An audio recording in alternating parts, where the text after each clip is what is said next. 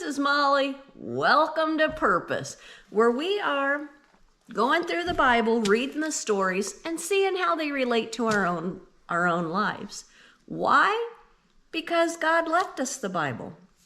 If you believe in God, and I figure you probably do or you wouldn't be watching this, then you know that our only reason for being on this earth is to get to know Him better, to get to know Him more and more and more and love Him more and more. And the Bible tells us how to do it. We just have to figure it out and read it, which is not easy. So we left off with good old Moses in Exodus, and God had told him, look, Moses, you're going to free my people, meaning the Jewish people, that Pharaoh was enslaving. And Moses is like, you got to be kidding me. I wasn't even raised Jewish. I'm not a good person. I can't talk well. I don't know if that meant he stuttered or he didn't like public speaking, either one. Moses was like, I am not the guy for the job, God. And God was like, no, you're the right guy. And I'll let your brother Aaron help you. He'll be your mouth. But you are going to free my people. So Moses goes back to all the people of Israel, the Jewish people. And he goes to the elders and he says, all right, look, God sent me to free you from Pharaoh. You want me to give it a shot? And they're like, oh, God has sent us help. We've been praying to Him. He sent us help. Yes, Moses, yes, free us from Pharaoh.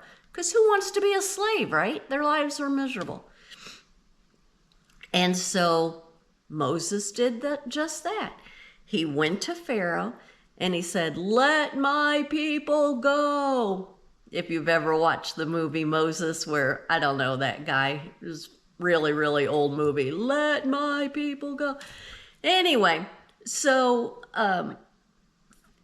Moses said, let us just go 3 days into the wilderness. We'll have a feast. We'll worship God and we'll come back. He was only asking for 3 days. And Pharaoh said, nope, not going to happen. Not going to let him go. You can just tell this God of yours I said no. And Pharaoh said the saddest words here. Where was it? I can't find it. It's somewhere. He said, I don't know your God. I don't know your God. Why should I let your people go? I don't know God. When we don't know God, then we live lives that are just for ourselves and we don't care about anybody else. And that's what Pharaoh's doing. He's living life just for himself and he doesn't care about anybody else because he doesn't know God. We have to know God. And if you know Him, you know that in order to love Him, we've got to love other people. We've got to wish them well. We've got to pray for them. And we can't abuse them like Pharaoh's doing. And so, poor Moses. Pharaoh decided, look, these Jews, they must have way too much time on their hands if they want to go out to the wilderness to worship God. And if they're going to come to me, Pharaoh, and tell me what I should do, they need more work. That's what they need. So I guess the Jewish people were building bricks out of straw and mud and all that kind of stuff. I don't know what for, to make roads, buildings, walls, whatever Pharaoh needed, they made the bricks for him. And it was hard work. Pharaoh gave them the straw. They just had to make the mud and clay out of the sandy soil and water and make the bricks. Well, Pharaoh told all the taskmasters, like the overseers of the Jewish people, these people got too much time on their hands. They want to go into the wilderness and pray to their God. Take away their straw. Don't give them any straw. They've got to go out and find their own straw. I'm not going to provide it for them. They've got so much time on their hands. So that's what happened. The Jewish people trusted Moses. He said he's going to free us. He said God's with him and God sent him. Now we've got harder work. Pharaoh's not giving us the straw anymore. Now we've got to go out. Not only are we slaves being worked to death, but we've got more work. We have to go out and find our own straw to make these bricks. And you can bet they were fighting. You know, somebody sees a pile of weeds, they're running for it. Somebody else is running for it. They start fighting over it. They weren't happy with Moses at all, and they let him know it. They told him, I wish God had hurt you. You know, I wish God had never sent you, and may a plague be upon you, kind of stuff. And they told Moses, we don't want you anymore, Moses. Go away. Now our life is even harder. And then Moses went to God. What are you doing here, God? You told me to go to Pharaoh and to tell him to let the people go. I didn't want to do it. You know I didn't want to do it, but I trusted you. I trusted you, God, and I went to Pharaoh. Now everybody's mad at me. Thanks a lot, God. Life is worse now than when I didn't trust you, or I didn't know you. And so now Moses has got a problem on his hands. How's anybody going to believe him? Pharaoh called his bluff. What's he supposed to do with Pharaoh? The Jewish people don't trust him and believe in him. And what's he supposed to do? That's a tough spot that Moses is in. And it's easy for us to read these stories and say, wow, God came to Moses in a burning bush and the people have a little trouble and they're turning on him. We do it all the time. We do it all the time. We trust God until life gets hard. And then it's like, whoa. Take this away from me, God. So the other day I was in church and I was supposed to be paying attention to what was going on, but I was looking at this little baby. He's just learning how to walk, maybe a year or so old, sitting in a few pews ahead of me, very front row. And his dad was holding him up on the back of the pew in front of him. So the kid's sitting on it, and he's got little chubby legs, and he's just giggling, and I'm watching him instead of paying attention.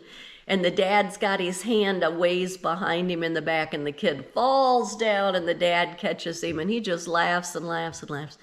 And then he sits back up, and he falls back into his dad's hand and laughs and laughs and laughs.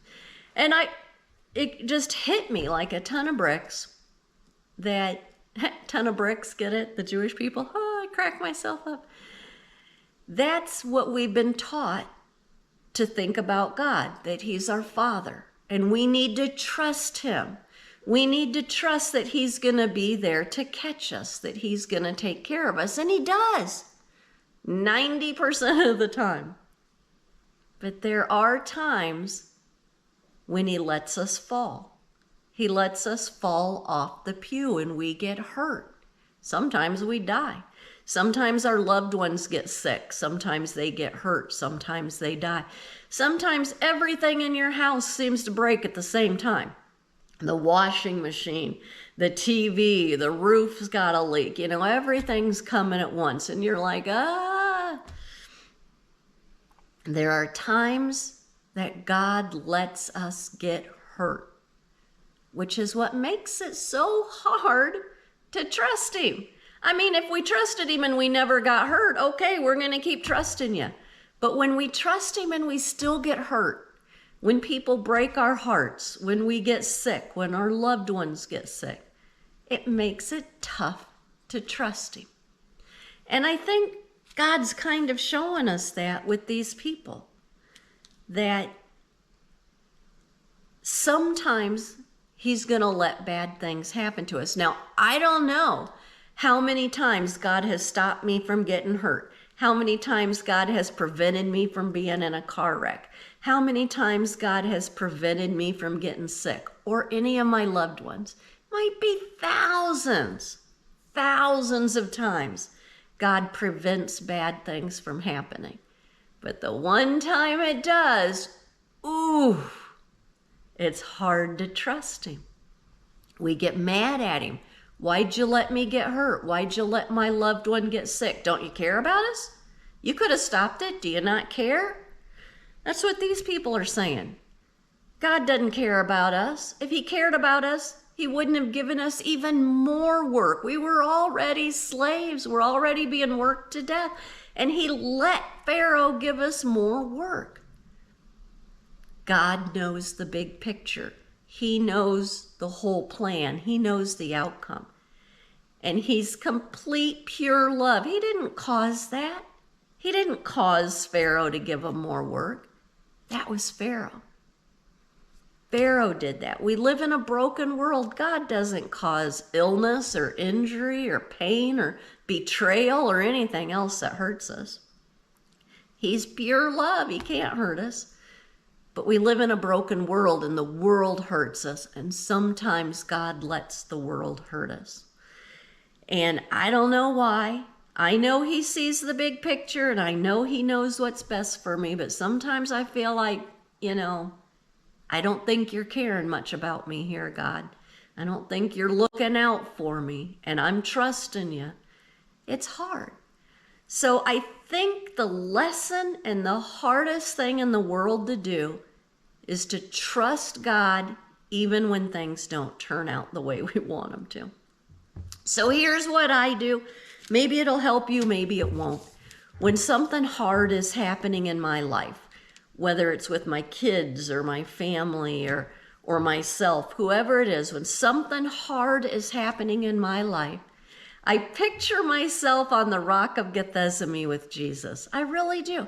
I close my eyes and I see myself sitting there with him. Sometimes my head's on his shoulder, sometimes I'm holding his hand, sometimes he's got his arm around me. I just picture myself. Jesus was going through a rough time on that rock. I'm going through a rough time, so I'm going to sit there and we're going to go through that rough time together. And when Jesus was having his hard time, he went to God and he said, "Take it from me. Take this from me, God. I don't want this. This hurts too much. Take it from me." And then he said, "But if it's not your will, I accept it." That's where it gets hard. So when I'm suffering, I go hang out on the rock with Jesus and I ask God to take it from me. And then I tell him, if it's not your will to take it, then use it. Use my pain to help bring my kids closer to you. Use my pain to help bring my husband closer to you. Use my pain to help whoever needs help get closer to you. And I trust that in the end, it's going to be worth it. That in the end, when my life's over and I'm with you, this pain will be worth it. I trust you, God. I don't trust him that I'm never going to get hurt, because I will. But I trust him that in the end, it'll be worth it. And he can use my pain to help bring other people to us. The kicker is, I can't be griping about it all the time. I can't be, woe is me all the time. I've got to try to get up and keep going, even though I'm hurting, even though somebody I love is hurting. Doesn't mean I have to smile and be happy about it, but it means I have to trust God and I have to keep going. Well, I hope that makes sense. When we come back, we're going to talk about what happened. What happened to poor Moses when everybody turned on him? What happened when Pharaoh said, "Yeah, no way," and the people said, "Way to go, Moses"? I don't know. We're going to find out. Well, if you're suffering, I hope you can go sit on that rock with Jesus today. Ask God to take your pain. And if he can't, ask him to use it to bring you or somebody you love closer to him. And I will pray for you. I really mean that. I will pray for you. And I hope you pray for each other. Pray for everybody who watches these videos that they can get closer to God. Have a great day today, everybody. Bye-bye.